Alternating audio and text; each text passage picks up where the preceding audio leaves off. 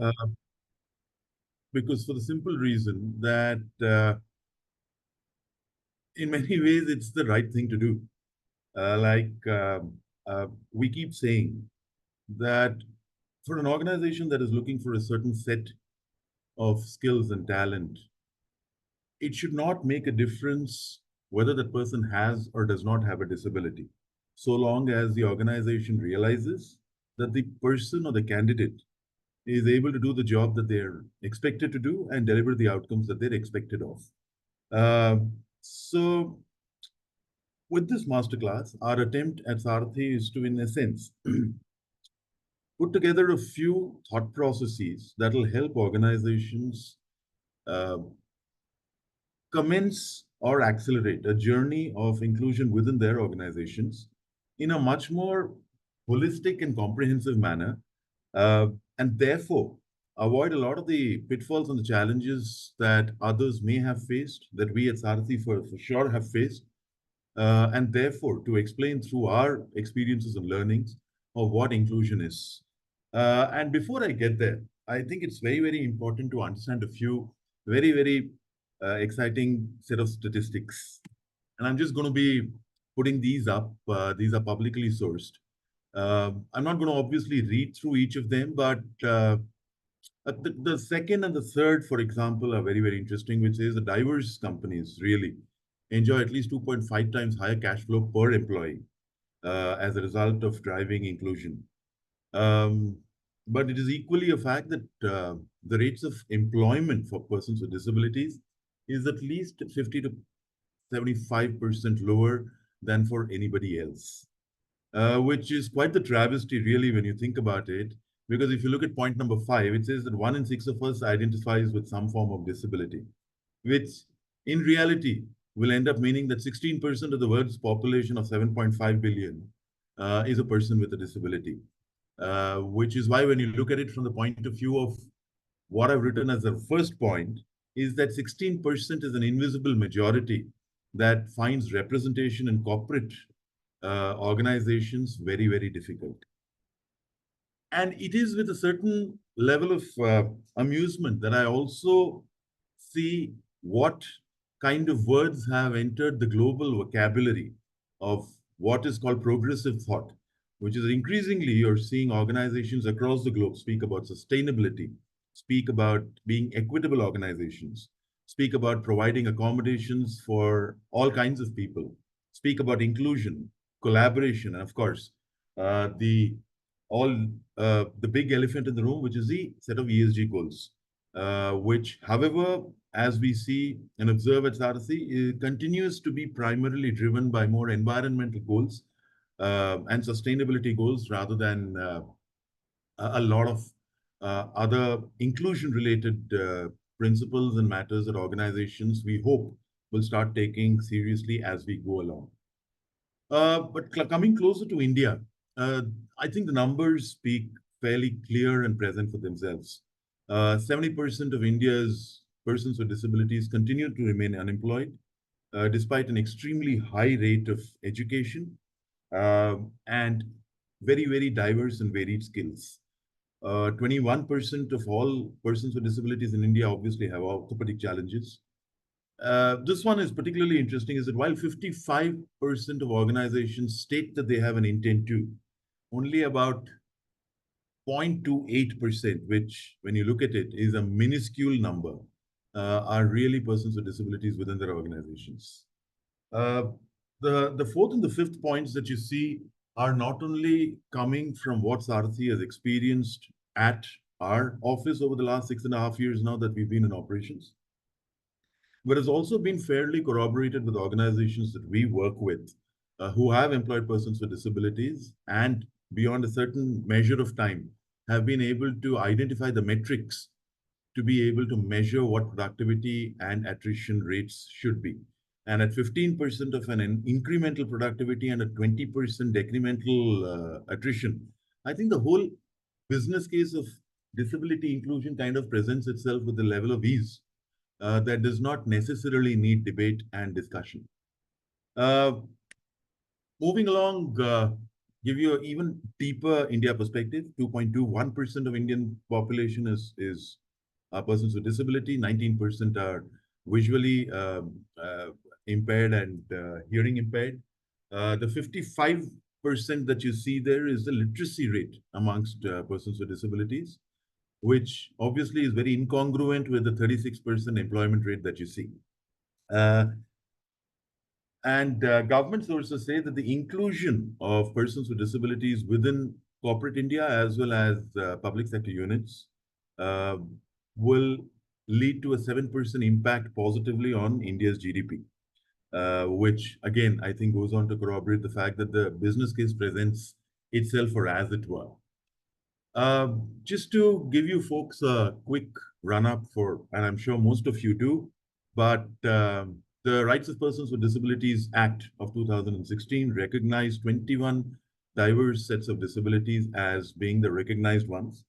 When I say recognized, these are the ones that you will get a certificate for from the government.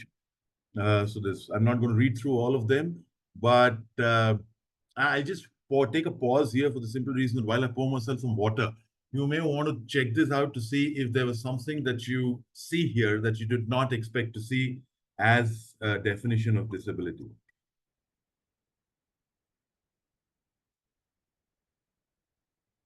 The obvious ones are, of course, blindness, locomotor, intellectual disabilities,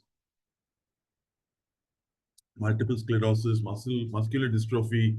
But there's a lot of chronological, neurological uh, disorders as well as disabilities that are very invisible. And as we progress through the rest of this masterclass and this deck and a set of slides that I have, I think the case that we're trying to build out is that while organizations do uh, have the intent to hire, it is important and very, very critical for them to have the right understanding, for them to be therefore able to create the right kinds of job profiles for persons with disability to expedite hiring.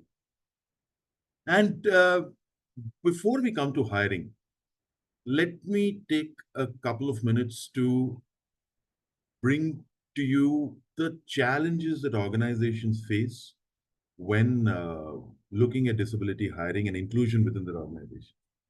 See, at the bottom of all of it, what we end up seeing is the results and the behaviors.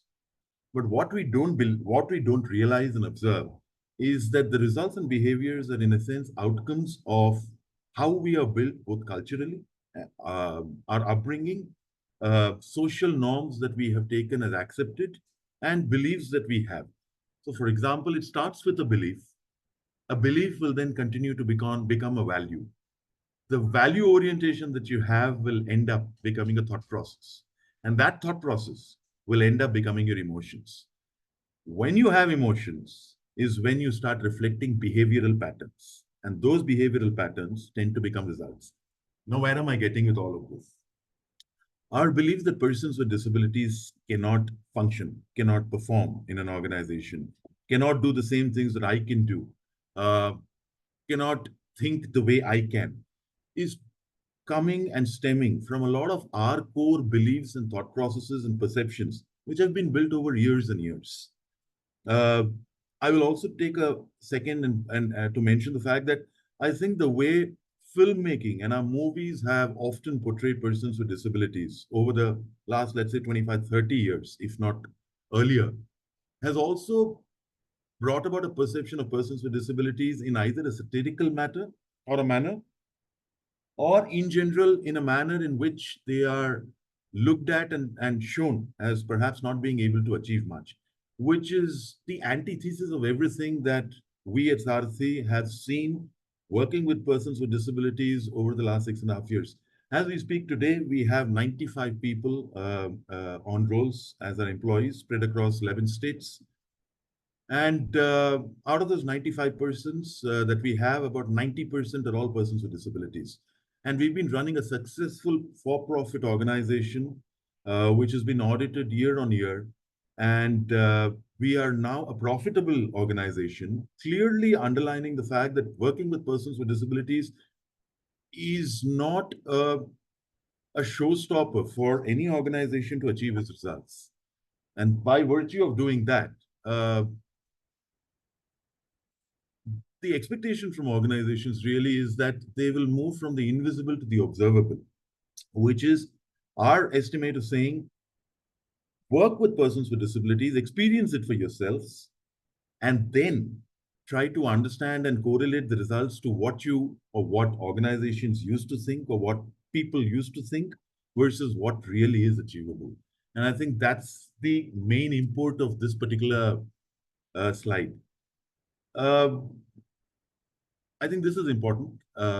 This comes from Quantum Workplace, which is conducted in November of 2023, is that for organizations, the benefits of diversity and inclusion are that they are 2x more likely to meet financial targets if they are far more diverse and inclusive as compared to their peers, 3x likely to be more high performing, 6x likely to be more innovative and agile. Now, for all of you who are working in various organizations who've joined us today, you'll realize that a couple of the buzzwords that are very, very important today and are pretty much touted in every conversation, every meeting, every review of sorts is the need to drive the rate of innovation within the organization. And by driving the rate of innovation, to drive a certain level of agility in the marketplace so that you're faster than your competitors. Uh, a diverse and inclusive organization is found to be at least 6 times more innovative and agile for the simple reason that when you work with persons with disabilities, you're getting diverse and very different kinds of thoughts as compared to traditional thoughts that our social cohesion has taught us to do. So, for example, we are taught to think in a certain manner. We are fairly regimented in our thought processes when it comes to looking at a problem. Uh, for example, I remember back in the day, for every sales or marketing related problem that we had very, very straitjacketed and rigid views. We said this is the only way it can be done. I come predominantly from the telco background. Uh, our logic used to be our revenues are falling, therefore, let's send them more SMSs and let's sell more caller tunes. Now, there came a point when that also became counterproductive, uh, which is where, not that I had back in the day when I was working, the opportunity to work with persons with disabilities, but today, when we see it at SARSI, we're certainly seeing that persons with disabilities and our employees bring in so much more radical thought, which is so different from what is called cohesive social fabric thought. That's what I wanted to say for corporates and for employees. And I don't mean here to say just persons with disabilities. I'm saying as the employees of an organization that is extremely diverse and inclusive, the organization's employees are 4.6x, or at least almost 5 times likely to feel empowered to perform their best at work. They are more empowered. They, of course, and I think that's this one is a given, um, to bring in more authenticity and pride in associating with the brand that they work for. Uh, Having said that, how do you build a business case for inclusion? So you have, while these are made in concentric circles, look at it as a pyramid. On the top, you have inclusion. On the left, you have equity. And on the right, you have diversity. Now, what organizations need to understand is that instead of functioning at the fringes of each of the intersections of the concentric circles or of the pyramid, they need to drive and build a deeper core, an inclusive core that drives belonging at the very fabric of what the organization stands for. Because I look at it this way: when you bring inclusion to intersect with equity, what you tend to get is an oversaturation of similarity, which is what I was saying a couple of minutes back. Is that we are built to do similar things because of our homogeneous culture and therefore simplify everything rather than take a diverse outlook towards it. Similarly, when you bring about an inflection of equity and diversity, you have a culture assimilation, which results in disengagement and low retention. And when you bring in inclusion and diversity, what you get is a dominant group or ideology, and a deferment of decision making. It is only when you start chipping away at the fringes and get to what is called the inclusive core that you're able as organizations to build a sense of belonging, uh, where an organization engages the full potential of the individual, where innovation really thrives, and of course, views, beliefs, and values are integrated. I mean, how many times have perhaps all of us been in situations where we may not have felt something was right, but are worried about expressing our thoughts or feelings or emotions because it's the fear of the job, or it is the fear of the reporting manager, or it is the fear of the job of the person, or to say the least, it is the fear of being ridiculed because you're behaving in a dissimilar manner. Uh, the sense of belonging that we at SARSI call the inclusive core is what we today are working with organizations towards driving at a fairly increased pace. Um, so this I felt was particularly important to bring about in terms of how should an organization look at whichever juncture of the journey the organization is at. So you could either be commencing the journey, or you could be somewhere a little beyond the start, or you could be at the center, or you could be fairly advanced, like certain very, very progressive organizations globally that we know about. But at any given point in time, the attempt of any organization should be to build this inclusive core and to continue sustaining it in positive momentum. And that is essentially what I wanted to say. This one's particularly interesting. Common workplace biases. And I don't see a reason why maybe I can't take somebody's question, or maybe I couldn't ask somebody a question. Now, I currently see three people on my screen because that's all it allows me to. Now, you can put up your hands. I've got three names. I've got Geeta Sharma, I've got Rajpreet, and I've got Ashima. Whichever one of you want to go first, please do. I'm going to ask you, have you encountered these common workplace biases? It's costly to hire and accommodate workers who are disabled. People with disabilities can't work. What work can they do? People with disabilities can only work in limited job roles. Disabled workers don't belong or can't fit in the workplace. And when I say disabled employees or workers, I mean to look beyond the obvious disabilities. How many times, and when I say the obvious disabilities, I obviously mean something that is visible. So somebody with a vision impairment, somebody with an orthopedic impairment, somebody with dwarfism, of course, they are surely there. But how many times has it been that we've seen people display the kinds of behavior that we find awkward, and therefore automatically keep them out of a social group and grouping within the team or within the organization without realizing perhaps or diving deeper into understanding whether this person has a neurological disability and is try very hard to fit in, because all of these that you hear and you see and read here is in a sense a myth. 80% of Yeah, workers with disabilities don't need any adaptations. Rajpreet, have you encountered any of these? Maybe not necessarily in a formal setting, yeah. but even by virtue of just a general conversation at the water cooler, or while you're pouring your sort of tea or Mhm, coffee. mhm. No, and thank you, Arjun, for this opportunity for speaking up. Now, see, my last organization was also a fairly evolved organization in here as well. But yes, apart from these four, there is one very common bias that I come across usually, which is Go ahead. a victimize card, which is that, we are not ready yet. You know, I want to hire, but the people that I have in my team, I don't know how would they Good true. Good react true. to this. So it's like you are you're empathetically showcasing that you do want to do this thing right, but actually it is a bias. I couldn't agree more. It's a classical case where, yeah, I couldn't agree more. It's quite similar in an analogy which is fairly humorous, where you go to somebody's house for dinner and they've made bangan and you don't want to have bangan because you don't like it, but you say I love this, but today I won't be able to because I'm not feeling well. No, I Yeah, completely agree.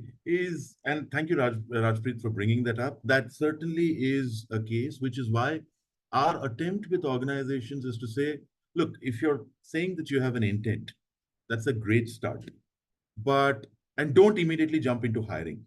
The first thing that you will need to do before you even hire is you've got to make the organization ready to accept somebody with a person with or somebody who's coming in with a disability.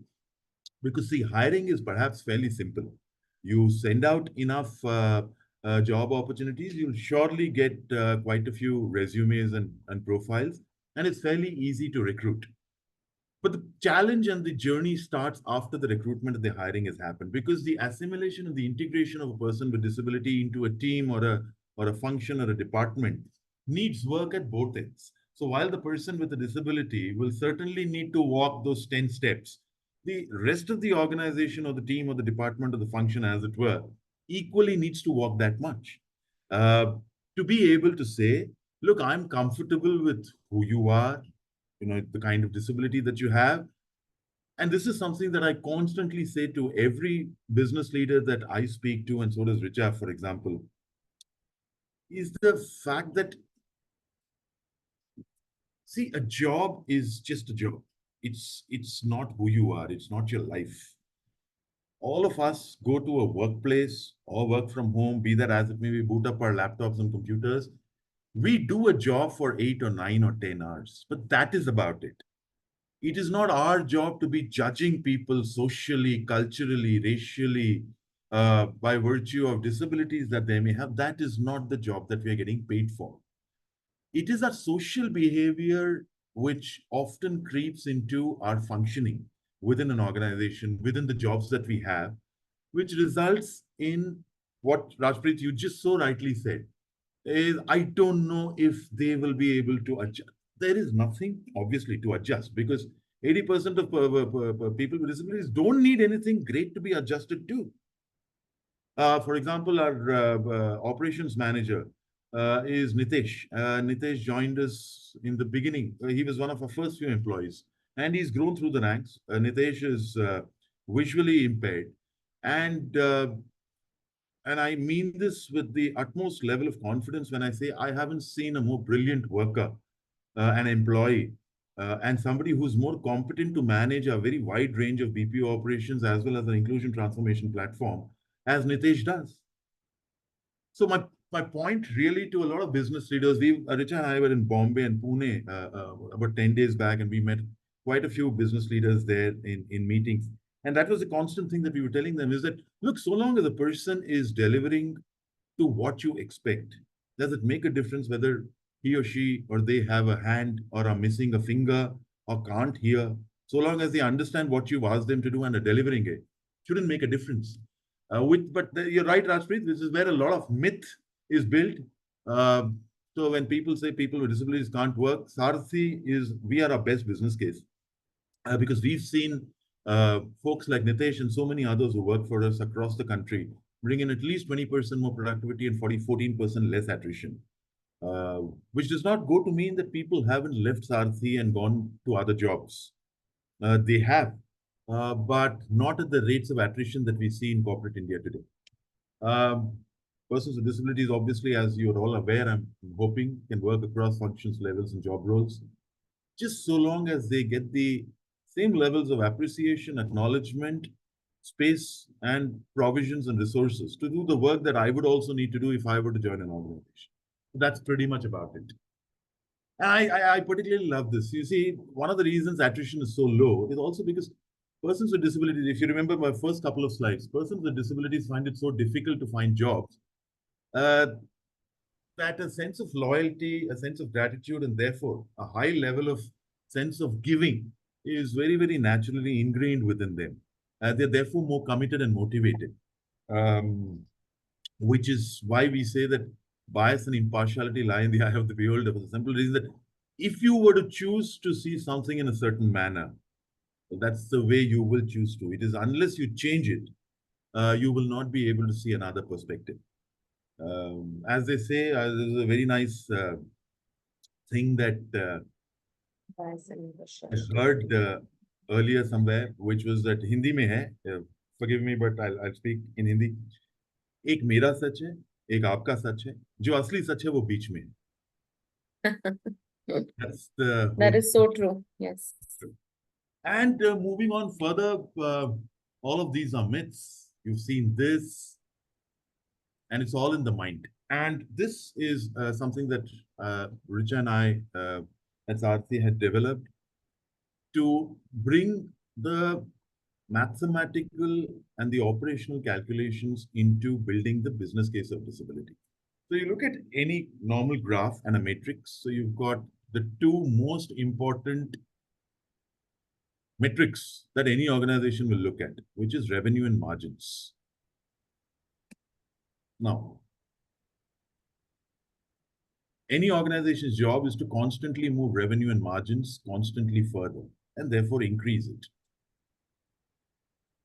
Our experience and our calculation shows that when you drive inclusive initiatives, you not only are able to move the needle and the pointer on both revenue, but as well as on margins. Now, how do you do that on margins? Because you have lesser resource turnover, your costs of training and retraining are so much lesser, your productivity is higher, and your sustainability goals, therefore, are directly appealing to stakeholders and stockholders who measure how an organization's reputation and brand value is. And on the revenue front, you're able to gain access to a more diverse market by yourself being more inclusive as organizations. For example, Surf Excel does not make a distinction today whether the Surf Excel is used by Richa or it's used by Arjun or it's used by a person with a disability, correct? Surf Excel advertises in the manner that it wants to, saying Surf Excel ye karega. Uh, but when you're, and I took Surf Excel just as a daily buzzword thing, nothing to do with the organization at all. But what I'm essentially saying is that when you become more inclusive as an organization, you get access to more diverse markets. And when persons with disabilities were a huge percentage of the majority of 16% that we said, start to associate with the brand, it is very normal for the brand revenues to go up because the markets will tend to behave the same way as customers. And what happens as a result of all of this is that your brand reputation value goes up. And when you do that, your ability and rate of innovation also equally goes up. And these are, of course, I'm not going to walk you through the entire thing. And it also, a calculation shows that as you build deeper inclusion and diversity initiatives within the organization towards what I had mentioned a little while back, forming the inclusive core, your ability to expand to new markets, access to diverse customers, loyalty, new products and services, and global opportunities become that much more higher.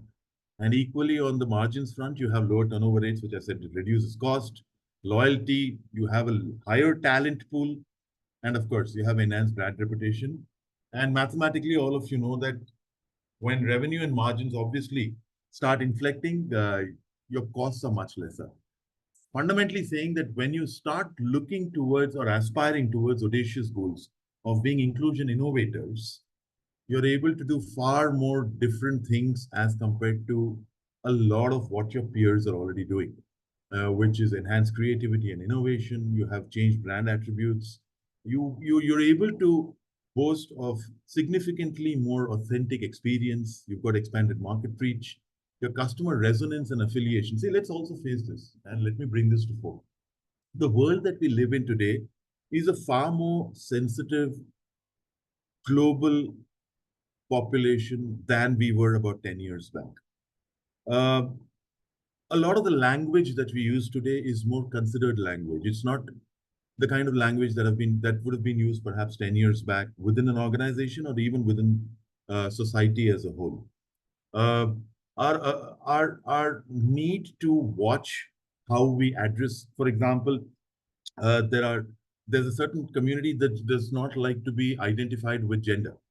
Today, we are far more authentically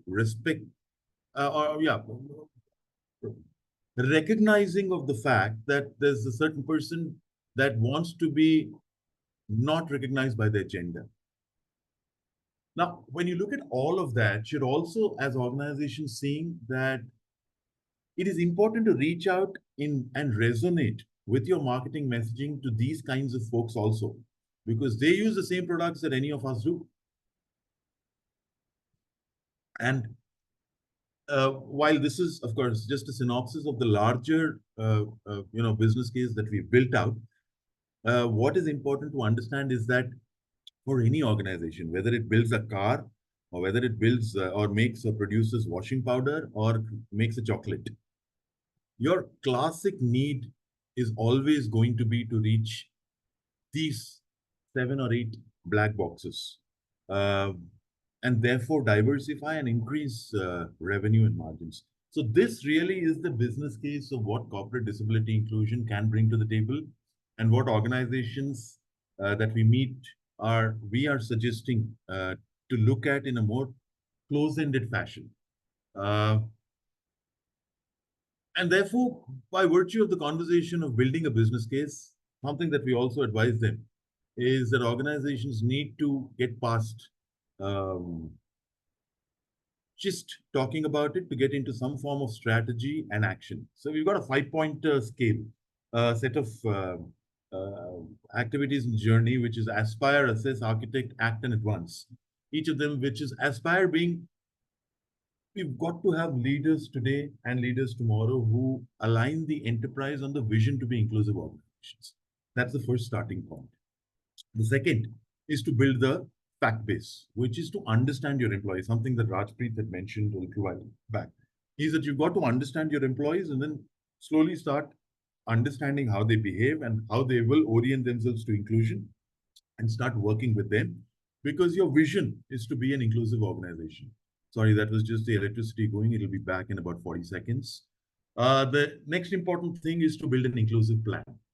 How do you plan to? And like I said a little while ago, hiring is not the one stop answer to becoming an inclusive organization or driving an inclusive journey. It is far more steps and actions than just hiring. Hiring is perhaps what I would call one of the easiest things to do. Uh, the tough act starts coming later. The fourth is, of course, to act, and therefore to mobilize capabilities, resources, build the kind of accommodations that are required both physically as well as digitally to be able to drive disability inclusion in a much more educated and comprehensive fashion. And of course, the last, like any other project or program, is to measure progress to scale and sustain momentum. Now, when you put all of this together, what you will realize is that what organizations increasingly need to do is build the ambassadors and the sponsors at various levels of the organization to be the champions of inclusion. Not as a job activity, not as an additional KRA or a KPI, but in order to ensure that folks across the management levels are systematically and continually aligned to the overall alignment and importance of the vision that has been set out by the organization. So these are what we call the 5 ways of strategizing on disability inclusion. Having said that, and I just mentioned this a couple of minutes back, is that hiring is the easiest part.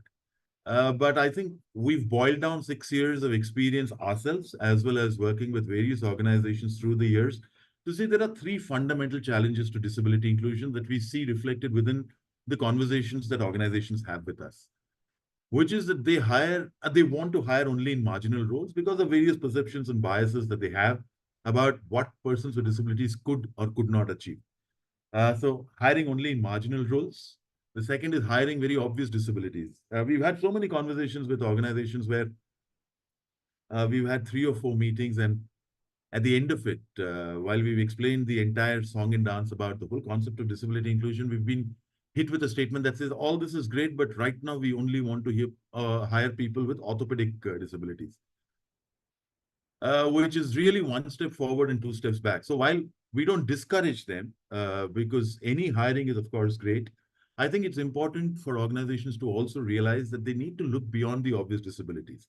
You put the disability icon on any search engine, it gives you the standard thing about somebody with a stick. I mean, that is not just what disability is. There's so much more to understanding what goes behind persons with disabilities. And of course, this is one of the classical ones, which again has to do with hiring in a hurry, which is early setbacks. So many organizations that we've seen, observed, spoken with, who have made the first couple of hires was by some strange quirk of fate or because the organization wasn't ready, it hasn't really worked out for them.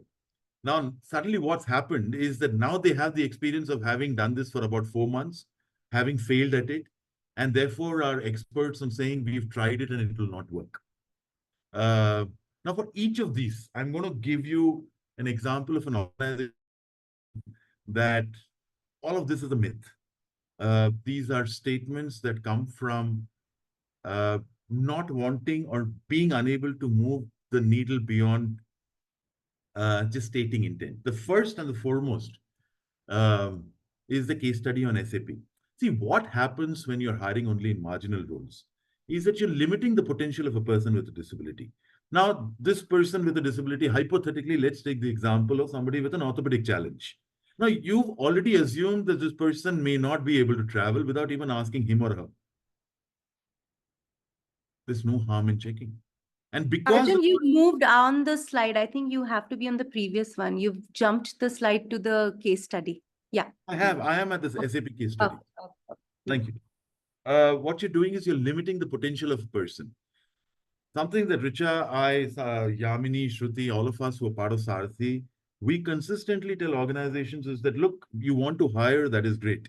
But first, if you want to hire somebody with a disability, why don't you do this? Why don't you do upside down hiring? Why don't you first understand what the skills and talents of this person that you want to hire are? And then reverse engineer that back to the kind of role that you want to hire for. I can understand today, perhaps, if um, somebody were to say, no, I require an extensive work on the shop floor, and therefore I cannot hire. We understand that. But for most folks in the service industry, it's always better not to limit the potential of a person because of perceptions of bias of what a certain disability can or will not allow that person to do. So that's what hiring only in marginal roles ends up doing, which is limiting the potential. And perhaps this person has far more capabilities, but is not given the opportunity to. It obviously reinforces stereotypes, which is what we were talking about.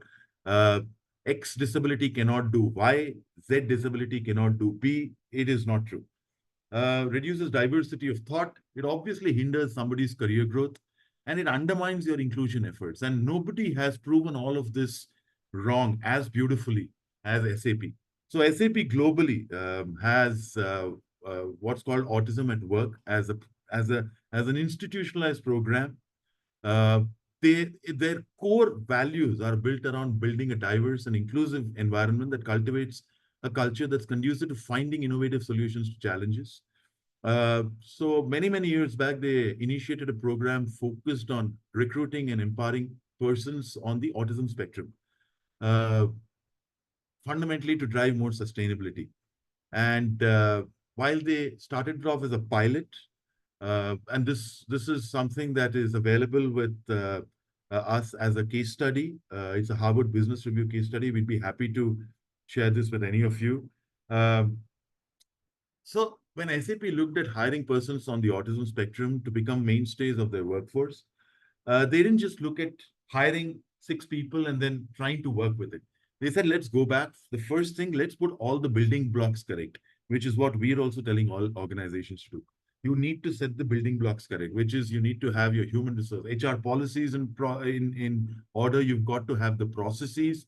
You've got to have overall company-wide awareness as well as empowerment to understand what neurodiversity does, and therefore, chip by chip, part by part, eliminate the barriers to hiring. Because what SAP did so beautifully and have been continuing to do so beautifully is that they've now built an ecosystem or a culture or a fabric of their organization that is absolutely agnostic to what disability a person may or may not have.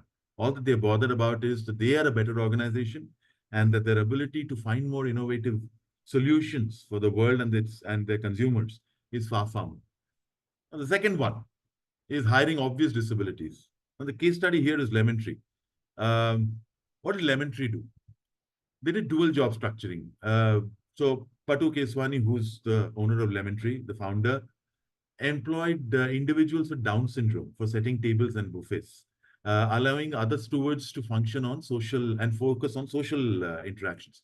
Why is that? Because persons with Down syndrome that Mr. Keswani noticed like to do very repeatable jobs. The same is with persons with who are on the autism spectrum.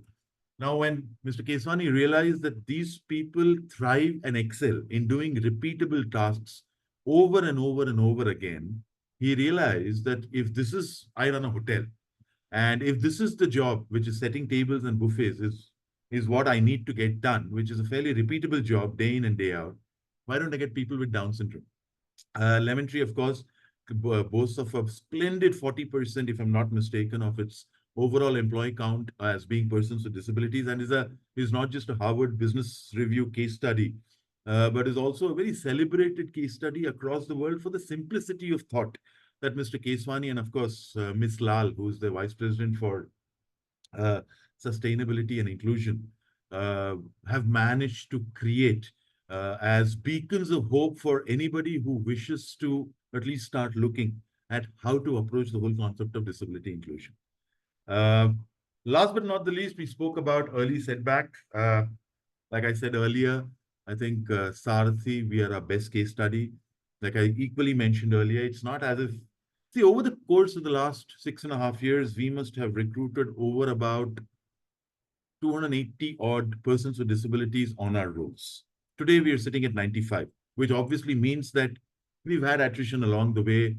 Uh, but we've learned that just because you've got the first couple of setbacks, just because you've made the first couple of mistakes, does not at any point of time mean that there is no possibility or there is an impracticality of accelerating your overall inclusion efforts. Because we've seen that just because you have early setbacks, it doesn't mean that you cannot achieve inclusion at its core. Because one of the things that, and I certainly will give credit more to Richa because she's been Richa, Yamini, of course, who've been more core to operations, which is that I think what stood out for them is that even despite having made mistakes and realized, they've just stood up, dusted themselves off, and started walking again, which fundamentally is reflective of persistent commitment despite initial challenges. One of the things that Sarathi also did was it developed very creative and innovative and adaptive solutions and strategies to accommodate persons with disabilities, which meant sitting down with persons with disabilities to understand what they needed and being agnostic to what our perceptions and biases were. Uh, of course, just like any other organization, we had very, very comprehensive training programs for all our employees to foster a very inclusive culture, which is where the whole concept of the inclusive core came into being. Uh, One of the very, very important things I think that at Sarthi we did in a very regimented manner was we said we will never stop measuring outcomes. I would love to invite all of you to a couple of the monthly review discussions that Richard does with all our team members and all our team leaders and operations managers. All of them are persons with disabilities. And I sometimes just sit and watch Richa having this about 90-minute review call where she's having pretty much the same kinds of conversations that any of you would have on a Friday call or a quarterly call with any of your teams and managers and business leaders. There is absolutely not one iota of a difference in what it is. And of course, like I think I said right at the beginning, it is very important to have a vision that is looking at a scalable model. Uh, when you look and when your aspiration is only 6, you will perhaps not even reach 4. But when you set an aspiration for about, let's say, 5% to 10%, that's when the needle really starts moving. The set of these 3 slides were in a sense to give you folks an idea of understanding that these are not really challenges and that you've got to move beyond a lot of what these mythical biases and perceptions are. That's pretty much what I had, and I've got a couple of minutes before I'd be very happy to take any questions that any of you may have.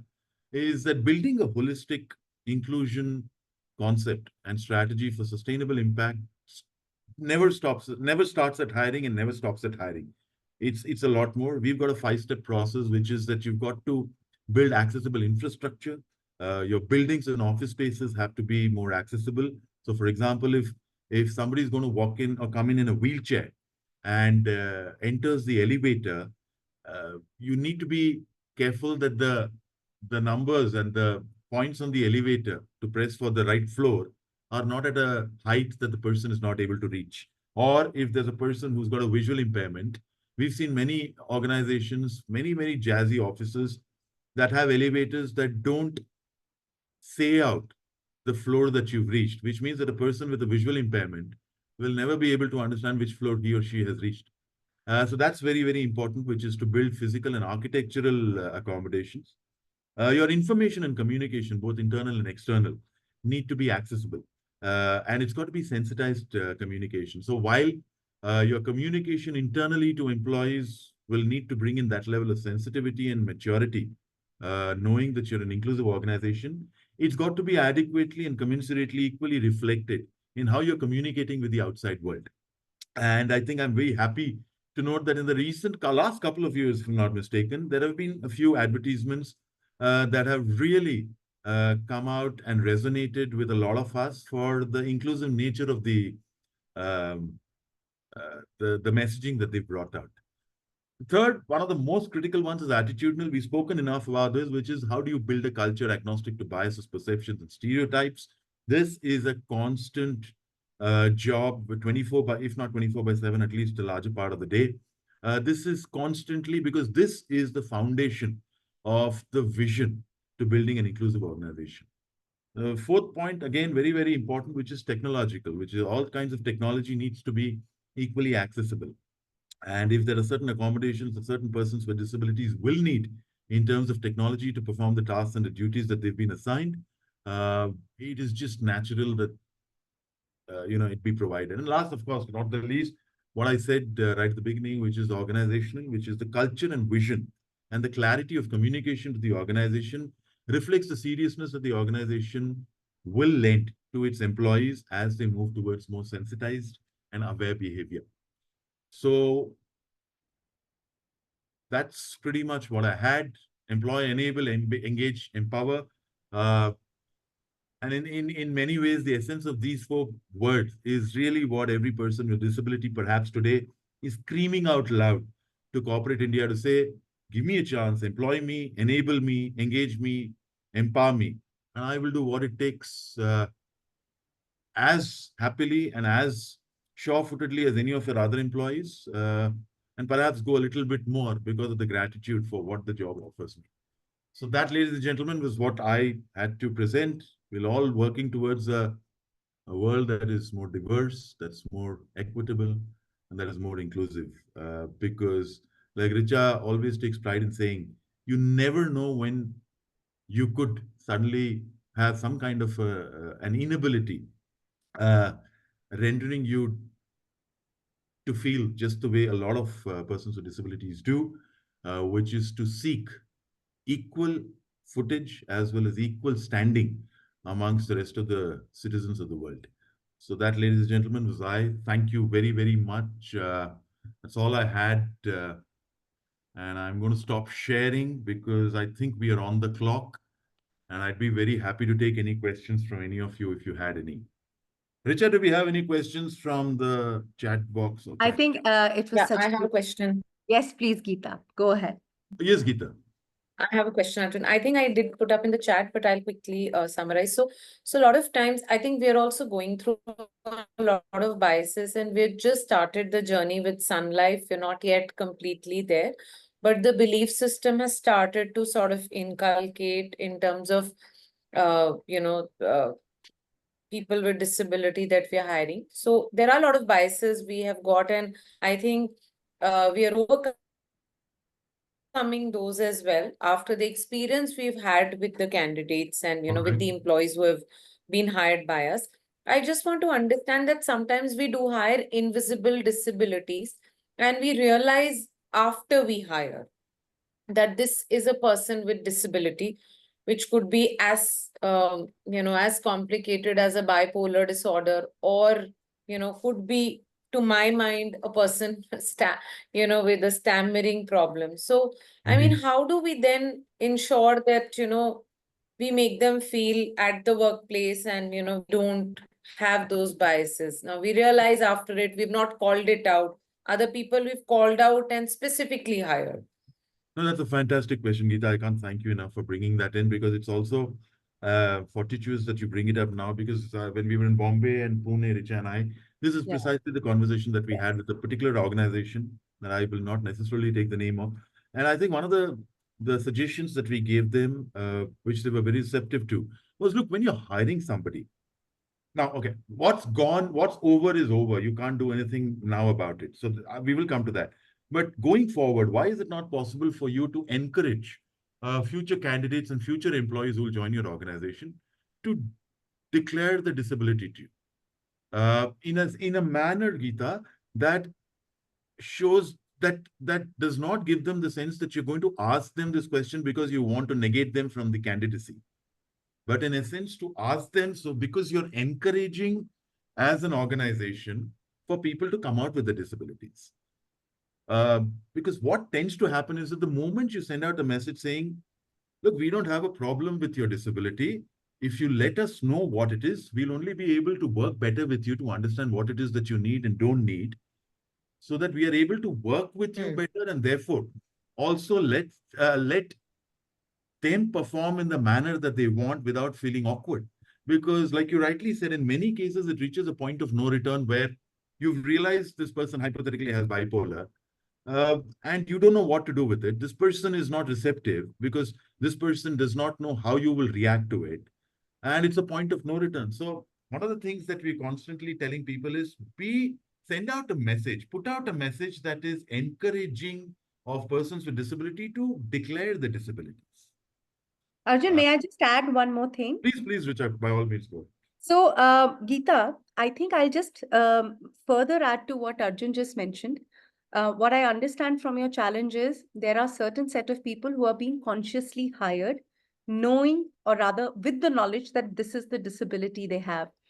Clearly, given the fact that we are saying 16% of the global population are persons with disabilities, there is a large number that is sitting within visible disability, and they perhaps are already a part of our ecosystem. When they are already a part of our ecosystem, it becomes sometimes very difficult. Is it because of the disability a person is like this, or is it something else? So it is very difficult for us.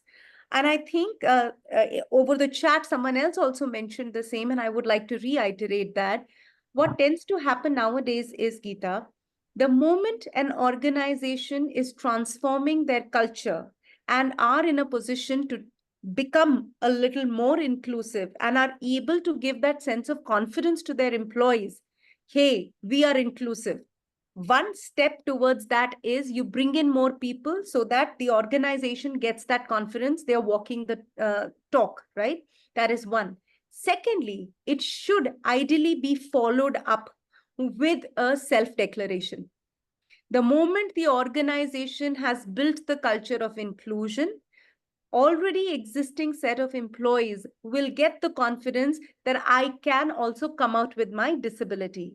It's not necessary that 100% people will come up with the same, but gradually when the leadership will take that call, and sometimes, and we've experienced this with another organization, so you'll be surprised, the first workshop that was taking place with the second in command and the if I'm not mistaken, it was the management committee or something, and they were doing it a pan India online workshop, and these two people, the CHRO along with the DEI lead, they opened the workshop talking about their own disabilities. One person spoke about ADHD that she had, and the other person spoke about autism that one of his brothers had. So what definitely got conveyed as a message was it's okay and it is acceptable. And they followed that up with the drive to declare their disability. So, it is a baby step, but this is the way to actually gradually move that direction. Yeah, and Yeah. Geeta, just to add on to that, see, if you do ask people to come out with their disabilities, let's assume there are 2,000 employees. Perhaps two will in the beginning, but at least it's a start. So the two people who do come out is a huge cause for celebration for any organization, because at least you've given two people in the entire organization the confidence and the comfort that here's the place I can be who I am. And that, I think, is very, very important when you look at the whole concept of inclusion. I hope we've answered your question there. Do we have any more questions, Richard? I think we're on the clock. Yes, Thank you so much. Right. Lovely. It was brilliant interacting with all of you. Thank you for the opportunity. Thank you for making time out today, which is clearly the middle of the week. But we are very, very happy, grateful, and stay safe. Thank you. Thank you. Thank you so much. Bye bye.